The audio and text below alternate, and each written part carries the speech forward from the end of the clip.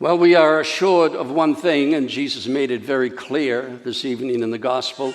He wasn't just speaking to James and John and the other apostles. He was speaking to all of us. And the assurance is that if you haven't suffered in life, you will. That's the price of following Jesus Christ. Why is there so much suffering in the world? And how do we deal with it? Why so much suffering, and how do we live with it? I decided on this theme, this topic, this weekend, after spending a week with 3 members of my extended family 2 weeks ago in Boston. My youngest sister, Patricia, 2 years younger than myself, is slipping into Alzheimer's, and I said to myself, I better go back up there and see Pat and make sure that she still knows me before things get worse. I also visited my nephew that you've heard about once in a while, Richie, who's been in a wheelchair for 16 years with MS. And that MS has taken over every facet of his body. He can hardly write now. I don't expect him to be with us too much longer. He is 55 years old, very close to me, and a couple of months ago he said, Uncle Joe, it would be nice to see you at least once more.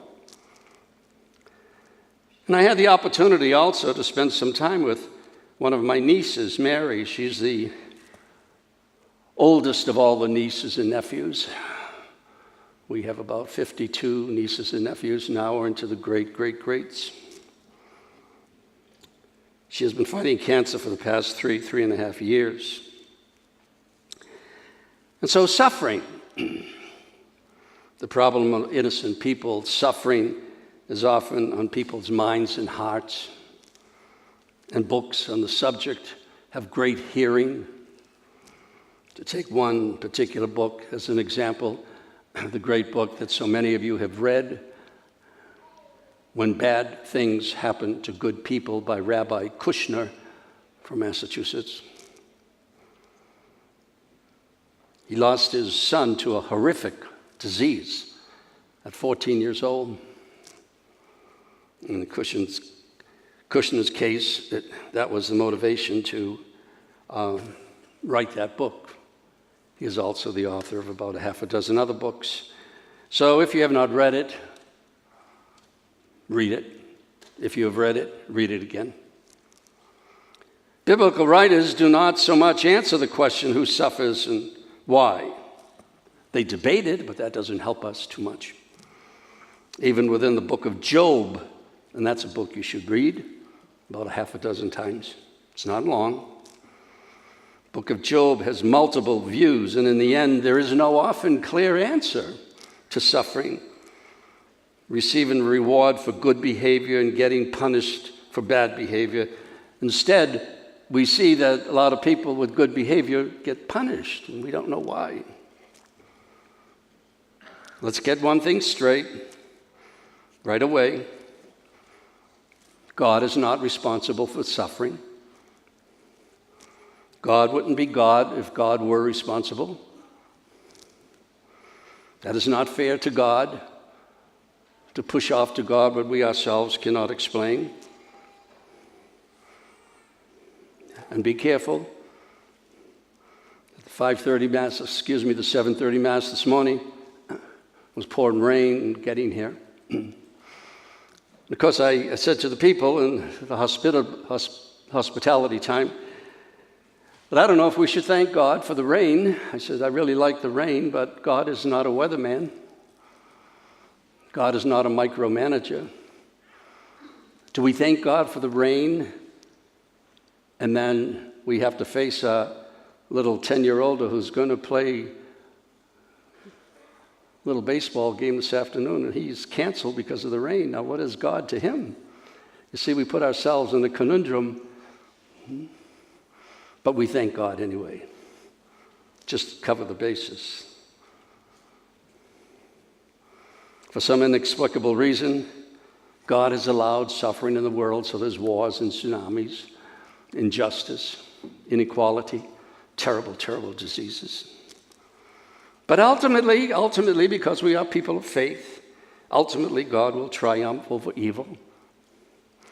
But in the meantime, until that final divine triumph happens, we have to deal with suffering.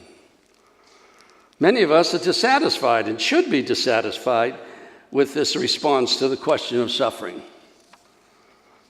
Let's just take the universe. The universe is a wonderful, wonderful thing. God's responses to Job at the end of the book in Job, chapters 38 to 41, make precisely this point, God's appeal to the mysteries of the universe. And he tries to get Job to understand this, not the mystery, but to understand that the universe is something beyond the understanding of us humans. If we cannot fathom the universe, why do we think we can fathom the Creator? Why should we think that because we are not really completely understanding of our own self, why do we think that we can understand the Creator? God does something very, very surprising in the book of Job in chapter 38. God calls Job, "You are an ignorant person, Job. You are an ignorant person. You think you know everything. Where were you when the earth was formed? Where were you when I put limits to the sea so that it wouldn't go any further? Where were you when I painted the sky blue and threw clouds into the atmosphere? Where were you when the wind came? And where does the wind come from, Job? And where does it go? Do you know anything about the snow, Job? Do you know anything about the snow? And is it packed up someplace? You know how the dawn gives way to light, and then light gives way to darkness, and then darkness gives way to dawn? Do you understand all that, Job? Do you understand how the desert blooms? You're ignorant, Job. And like Job, we all feel that if we suffer, there must be a reason, and we hear that so much, huh? Oh, God gave me a Down syndrome child because I can handle it. Well, that's a lot of baloney. Don't ever follow that philosophy. Oh, God gives us sufferings because there must be a reason. No, there's no reason. If we are unhappy, we think that we deserve unhappiness. Like Job, we are ignorant. We live without knowing the mysteries of our magnificent universe. There's no personal faith here, no faith involved. We just accept the things of the universe. And we do a pretty good job and get on with life. But in the end, Job does not get the answer to suffering. But something wonderful happens with Job. In chapter 42, he says, he's talking to Yahweh, and he says, I know that you do all things and that no purpose of yours can be hindered. I have dealt with great things that I do not understand, things too wonderful for me, which I cannot know. I have heard you, Yahweh, by word of mouth, but now my eye has seen you. And what Job means is that now I have become a person of faith. Like Job, we see no rationalization for suffering in our world. And we also must become people of faith. Albert Einstein once said, science without religion is lame, and religion without science is blind. Do you think for a moment that maybe there's a benefit not to know everything about suffering? I suspect there is. There is a certain grace not knowing and not having certitude. See, we are made for uncertainty. We are told by Andrew Gerber, a psychiatrist at Columbia University, Just as our brain is wired to help us when we're faced with fearful situations, it is also wired to help us with uncertainty. Our lives are a balancing act between making decisions based on information we have and information we don't have, and our desire to make sense of the world around us. The psychiatrist goes on to say, the better we people make peace with life's uncertainties, the better off we're going to be. You see, Rabbi Kushner and his wife, for years, they kept asking each other, why? Why did our 14-year-old boy die? Why did he have this atrocious disease? Why? And then they became people of faith, deeper faith. They started asking, how? How are we now going to live the rest of our lives without our beautiful child? People of faith. My visit to Boston and family offered me some personal, concrete, and welcomed insights about acceptance of suffering in life and in my own life when the time comes or whatever is there. I witnessed how 3 people accept suffering in their lives and how they live fruitful, productive, and happy lives with suffering. Patricia has offered herself to be part of a research program in Alzheimer's sponsored by 3 hospitals in downtown Boston. She is very excited about the whole program. The expertise of the doctors. She's involved in not just the program, but the research. She looks forward to each meeting and the little games they're playing with her brain as that develops in a negative way. The tests, the CAT scans, the MRIs, the questions that the psychologists and the doctors are playing with her. Pat smiled at me and generously shared with me everything she is experiencing. She ended up by saying, with much joy and confidence and pride, Joe, if all of this doesn't help me, then maybe sometime down the road it'll help some other person who is in the incipient stages of Alzheimer's. In the meantime, I'm living life and enjoying every day with the greatest husband in the world. My niece Mary is in a cancer research program, also in a chemotherapy program for herself for the past 3.5 years. Each procedure of chemotherapy makes her terribly, terribly sick, and it knocks her out for a week. But with the support of her wonderful and sensitive husband, Bob, she doesn't complain.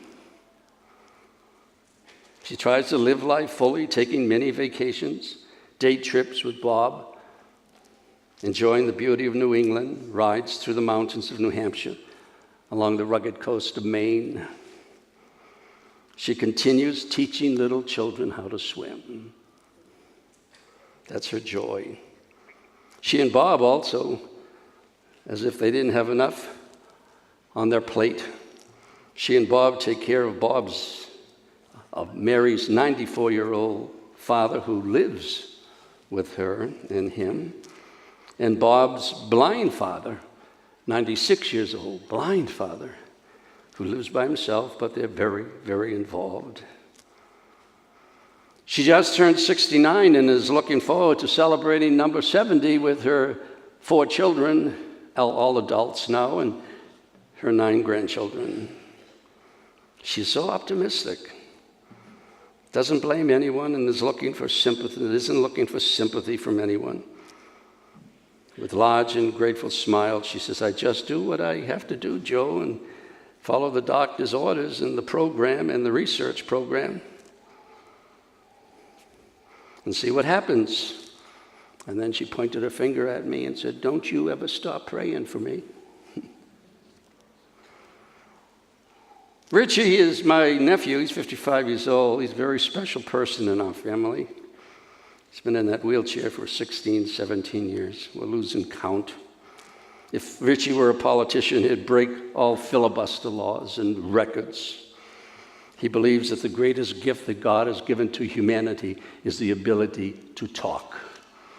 He loves to talk. He is a living encyclopedia of the history of baseball, football, hockey, cars, and he knows more about the Golden Knights in Las Vegas than anybody in Las Vegas. He knows where they went to high school, if they went to college, what country they might be from. Richie used to like to cook for his wife and kid. Can't do that anymore because he can't stand up by himself and he can't hold on to a table or a chair. Somehow, when not in his electric wheelchair, he drags himself around. He has been burdened with additional suffering. His wife recently had a stroke and she's in therapy 3 times a week. Besides the joy of his family, Richie has 2 vicious Malinois dogs. And for that reason, I always stay at a Marriott hotel near him. Besides the joy of his family, this is the ultimate joy of his life, these dogs. And daily, Richie gets into his electric wheelchair and just to get some fresh air, puts the leashes on the dogs and ties the leashes to the wheelchair, and they go around the neighborhood every day for a little fresh air. The people all know, the neighbors all know Richie. He is greeted with joyful shouts as they watch their distance from the dogs. Richie and I took a ride up to Gloucester, about 40, 50 minutes from his home. He can drive. He's got all the controls on the wheel. As we were traveling up Route 1, I noticed that we were going a little faster than the speed limit. And I leaned towards him and said, "You know, Rich, it would be nice if you kind of got a little closer to the speed limit." You know? He says, he asked, "What's the problem, Uncle Joe? Are you afraid?" I said, "Yes, I'm afraid. I'm not afraid to die, but I don't want to end up in that electric wheelchair with you." And he laughed it off. We arrived in Gloucester and went straight to his favorite lobster stand and ordered some New England clam chowder, the very, very best in the world, and I don't care what you say, and lobster sandwiches. There was a bench across the street facing the fishing boats and the beach. We sat down, we ate our clam chowder and lobster sandwiches. We talked about all the good times, the family. Most of them are all gone, as the soft Atlantic mist hit our faces. With mayonnaise drooling down the right side of his chin, he looked at me and said with a smile as wide as the Atlantic Ocean, he says, "You know, Uncle Joe, it doesn't get any better than this." Man who is fighting MS. Doesn't get any better than this. For several minutes, a gentle, pleasant bit of silence came over us. I looked at his beautiful, happy, thoughtful face, wondering what he was thinking, and I am sure it was all positive. We drove home, back on Route 1, going south. And as we drove, we thanked God for a great day together. No complaints, no self-pity, no talk about MS, no talk about suffering, no talk about pain. And once approaching the Marriott, he looked at me and says, "Hey, Uncle Joe, isn't God great? Here I am, no legs, and I'm driving 90 miles an hour." The Marriott is just 5 minutes from his house, and he and I enjoyed breakfast every morning. Just us two, the rest of the family, we ate in the evenings, invited them over to the hotel. Just the two of us. It was our precious time together. Enjoyable time. Growing time, quality time. Didn't talk about anything negative, just the Red Sox and the Patriots and the Bruins and the Celtics and Las Vegas Golden Knights. Suffering? My brothers and sisters, don't waste your time because there's no answer to it. It just exists. And like Job, we must become people of faith. How to live with it? I suggest that you look at and talk to the Patricias and the Richies and the Marys in your lives. I believe there is a way, and they know the way.